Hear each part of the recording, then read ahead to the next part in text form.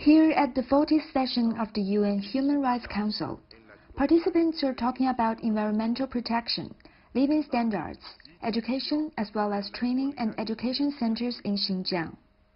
The training and education centers in Xinjiang have always been described as concentration camps by some foreign press. So what exactly are these training centers for, and why are they drawing so much attention from the international community? Since the 1990s, many people have died in Xinjiang, the result of ethnic and religious extremism. Xinjiang has adopted a series of anti-terrorism and anti-extremism measures, including the establishment of vocational skills education and training centers, to help a small number of people who are seduced by extremism to prevent them from becoming perpetrators and victims of terrorism.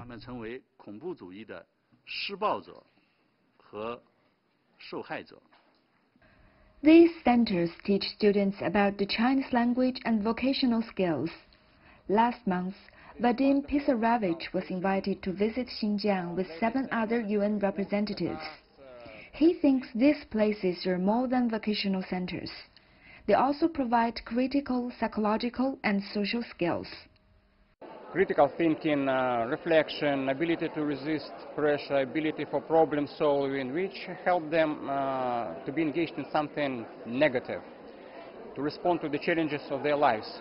Nikita Zhukov also visited Xinjiang in February, and what impressed him most is the opportunity the government offered to learn Chinese, which makes it possible to work in Xinjiang and other cities.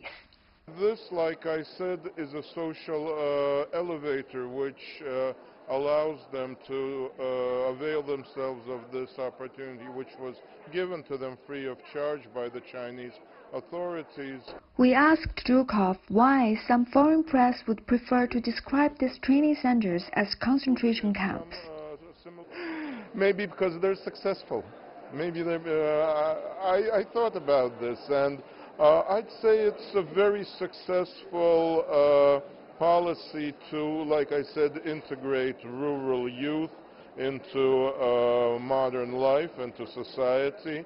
And there are, of course, people who do not wish this, the Chinese people to succeed in this, because there are, like I said, people who want to use human rights for political purposes. And I think it's done with some political end in mind, because in this way some people want to predispose those who have never heard of Xinjiang, who have never heard of vocational centers, to think of Xinjiang in a negative way. So those people, when they hear about Xinjiang, about educational centers, they would recall, oh yeah, someday I heard something about concentration camps. But in reality, it has, this argument does not stand at all.